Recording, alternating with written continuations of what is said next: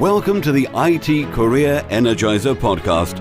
For anyone who wants to build and grow a career in IT, develop and improve your strengths and skills, be inspired and motivated by the successes of others, manage your career progression, and achieve your IT career goals.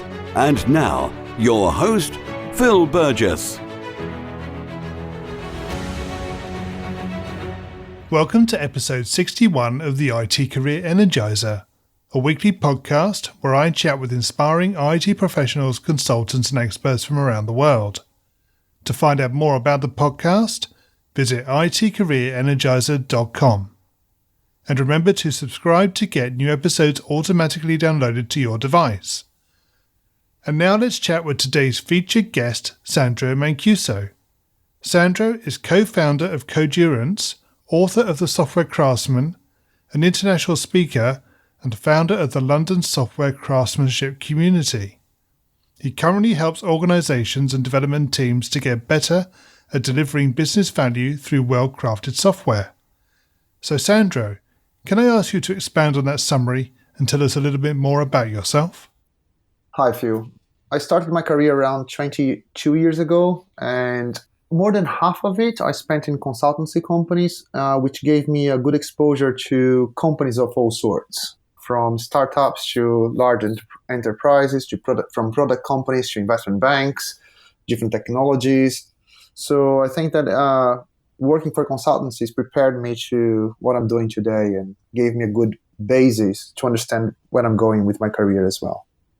Yeah, so 22 years is a fair amount of time to work in the IT industry. So you've obviously got a lot of experience. So given that experience, can you provide maybe one unique career tip that those early in their careers ought to know about? I can only talk for myself, right? So I can say how I look at my own career. So one of the things that I do is I separate my career from my job. An analogy that I could use is that my career is almost like a stairs, so some stairs. You cannot see the end, so you are climbing up, and it's quite irregular as well. It goes up and down and gets larger, smaller, but so each job is a step in this ladder, in these stairs, if you like.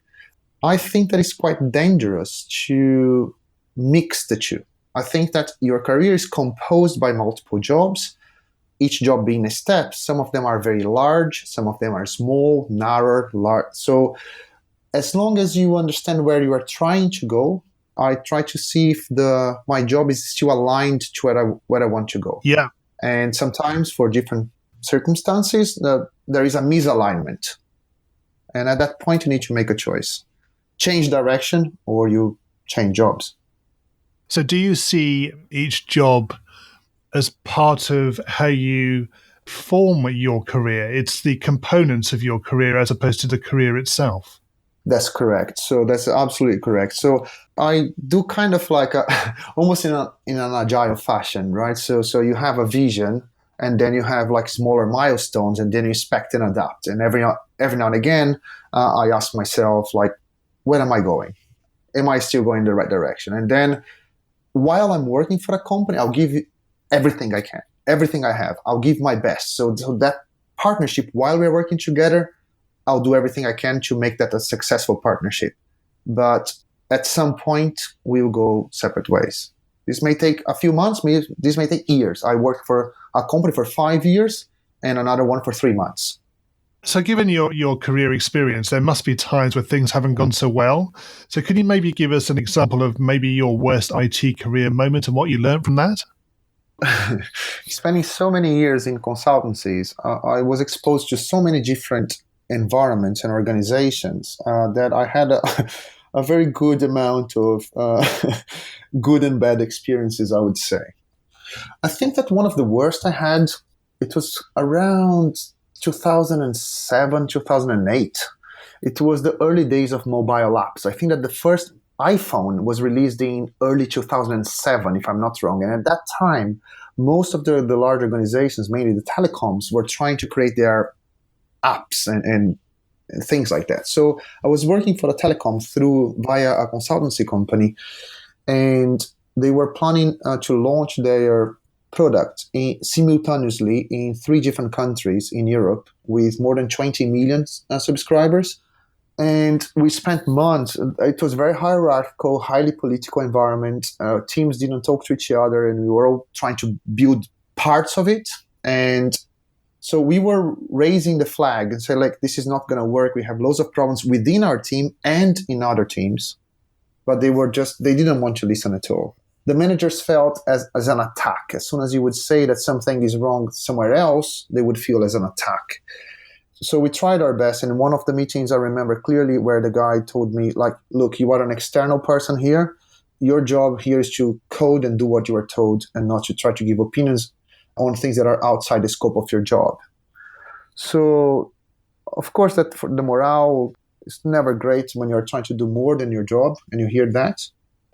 So we end up going live. It was a major disaster. So this company had advertised on TV. They had physical shops all over the UK and in other 2 countries as well, Austria and Germany.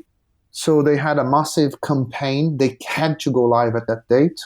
The system was live for 1 hour. It fell down, and then we tried to bring it up after 3 hours. It went up again and down again for another few hours, and then up. And then we spent like the whole night trying to make that work, up and down, until we decided that we would need to bring it down for some time. And it was down for 2 weeks. Ooh. And then they had to even release a press conference, all this kind of stuff. So after that, I just asked to leave. I said, like, I just can't stay. Like, we said that we had problems. They refused to listen and to do something about it, just to cover their arses. And so, yeah. Yeah. And those experiences you tend to learn a lot from. So is there anything in particular you learned from that you could take forward into subsequent roles? Well, quite a few. Like one is the communication between business and technology. They need to work as a team. They cannot just be like one versus the other, one against the other. Another thing that they had a centralized QA team. The QA team was responsible to QA multiple groups instead of having embedded in their teams.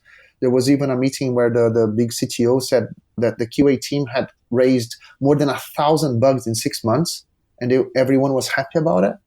I would have fired half of the company if that happened. Yeah. But they were happy about it. They were celebrating and clapping and everything. So I think that was a great example that you need to bring the two together. You cannot just have silos. And I think that an agile processes could have helped a lot in that organization. Yeah, I think things have matured a lot since those days in particular. So yes, you're probably right.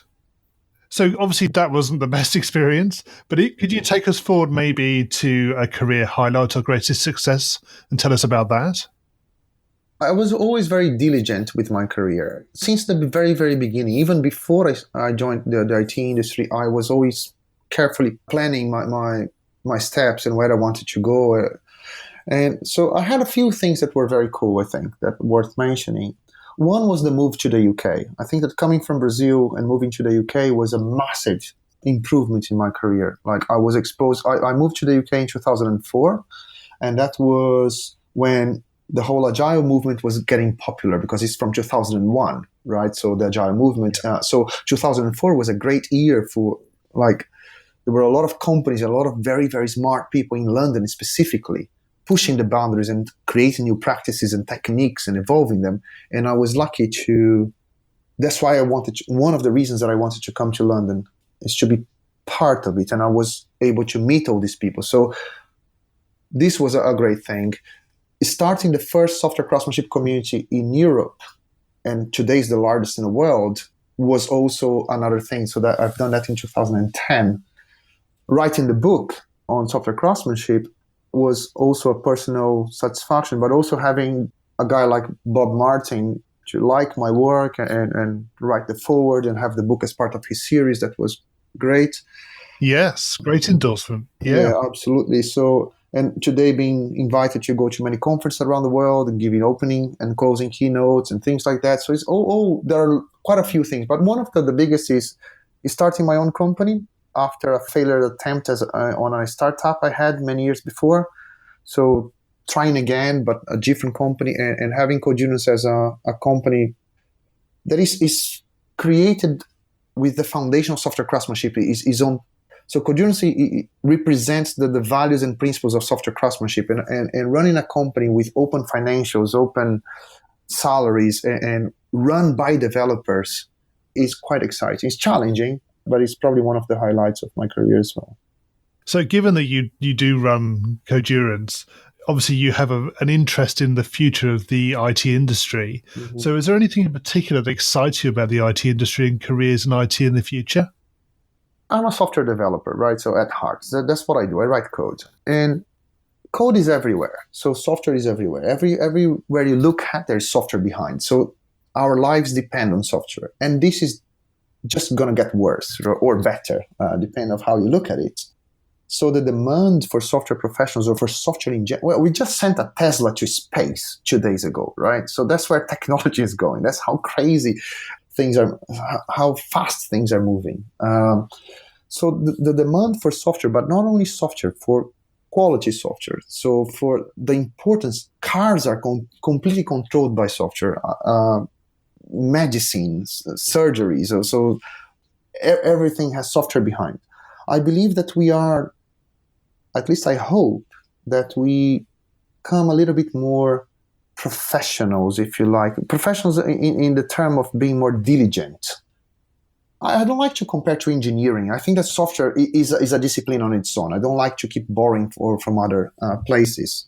But we need to get a little bit more serious about in how we build software. I think that it's very exciting to join the IT industry right now due to the amount of evolutions we have in technology, software specifically, and hardware as well. So the whole IoT and everything. What I'm looking forward myself are on new practices in how to build software properly. That's what I'm looking at. That's what I find exciting. We're going to go into the reveal round now. Are you ready for this? Well, let's try it. Let's go. Okay. So what first attracted you to a career in IT? When I was 11 years old, my father bought TK85. Like, our market was closed in Brazil, so we could not import other things. But it was a copy of the ZX Spectrum, I think, that you had in the UK. Yes, yeah. And I came across BASIC, and I started typing games from magazines, and then I started tweaking them, and that was, I said, wow, I love that stuff. And then I decided to, as a teenager, I already had some plans to go to London, and among many other things that I liked, IT and writing code was one kind of profession. When I get to the point where I had to choose my university degree, I said, well, IT is a thing that I like, writing code is a thing that I like, and I can work anywhere in the world. Yep. So that would be a great profession for me, and that's how I chose IT. What is the best career advice you've ever received? Very early in my career, I joined a very large organization, and one of the departments that I ended up joining is a long story, but I'll try to make it very short. I had a massive admiration for the guy running the department. He was a phenomenal developer. So when I managed to get transferred to his department and work under him, it was a massive achievement for me. And I was so keen to impress him that the first assignment that he gave me, I just rushed and tried to finish as fast as possible. And I was very happy to deliver my first feature in his department. And I went to speak to him, and he did a kind of a code review on my code. And he completely destroyed everything I had written. So I had written 200 lines of code, and he found a problem in 300 lines, right? So everywhere, so everything was wrong. And after that, after destroying everything I did, so he asked me if I had understood, and I said yes. And then he deleted the code. He deleted from source control. Yeah. You know when you have a cold shower and you say, so, and then he turned at me and said, well, you can do it. If you understood how to do it properly, you can do that again. And so I was furious, but he said one thing to me there. He said, how it's done is as important as getting it done. And I never forgot that. And I think that was my first contact, although we never used the word mentors or software craftsmanship, but that thing was for me the first contact with what I feel there is the spirit of software craftsmanship. Yep. If you were to begin your IT career again right now, what would you do?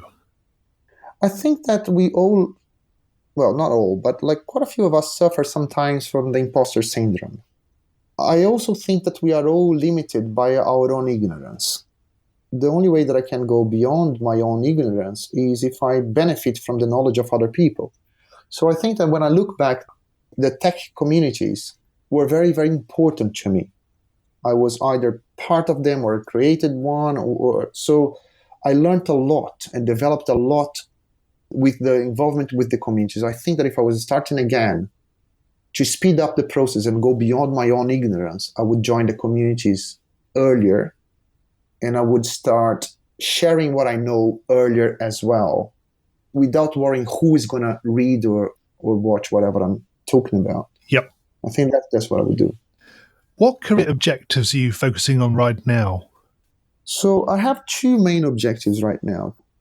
I was very happy with the book I wrote, but it's not a technical book. It's a very ideological book. I've always been obsessed with software design, so I'm writing again, and I'm trying to reshape how we think about software design. So with slightly different techniques, or I want to have a different spin on software design. So that's what I'm focusing on. I'm studying a lot. I'm going back to the 70s and trying to learn a lot about software design and evolution, and I'm putting a few ideas together. So this is one of the things that I'm focusing on. Another thing is to keep growing the company. Of course, that it's my baby. I have a business partner as well, and I have the aspiration to have Codurance as one of the best software companies in the world, of course, but be the home of software craftsmanship, and hopefully inspire other companies to follow some of the practices that we are using as a company. So to bring software craftsmanship principles and values to the organizational level, not only to the technical level. And what's the number one non-technical skill that has helped you in your career so far? Confidence to speak in public. I think that in public, when I mean in public, is not necessarily speaking at a conference. Confidence to speak in public means even like if you are in a meeting, is to have the confidence to get, so as soon as things are a little bit disorganized or you're not moving, having the confidence to get the whiteboard marker and stand up and go to the whiteboard and start organizing that thing. So facilitating and putting myself forward. I think this confidence to speak and to express, to speak my mind and to express my ideas helped me a lot in my career. Sandro, can you share a parting piece of career advice with the audience? Don't let anyone control your career. Spend your own time and money to learn. Don't blame companies if they don't create a space for you to learn, or if they don't buy you books, or if they don't send you to a conference. Like, it's not their job. If they do that, awesome, stay there. Like, appreciate, be thankful when companies do that. But career is a personal thing, and we should own it. So control your career. Yes. Don't let other people control your career. Yeah, careers are your own. There's only one person who can really look after it, and that's you. And finally, what's the best way we can find out more about you and possibly connect with you? Right, so I'm on Twitter, so at Sandro Mancuso on Twitter. So sandro@codurance.com, that's my email. And of course, if you go to codurance.com, you'll find a way to contact me as well. Sandro, thank you so much for joining me on the podcast today. It's been great chatting with you. Sure, thank you very much, Phil. It was a pleasure. My thanks go to Sandro for being my guest on today's show. Full show notes can be found at itcareerenergizer.com/E61. In the next episode, I'll be talking with April Wenzel, who is founder of Compassionate Coding, a social enterprise bringing emotional intelligence and social consciousness to the software industry. You can get this and future episodes automatically downloaded and available to play by simply subscribing to the podcast in iTunes or whichever streaming service you're using to listen. Have a great week, and remember, if you're not growing your career, you're slowing your career. Thanks for listening to the IT Career Energizer podcast. To find out more about building a successful career in IT, visit itcareerenergizer.com.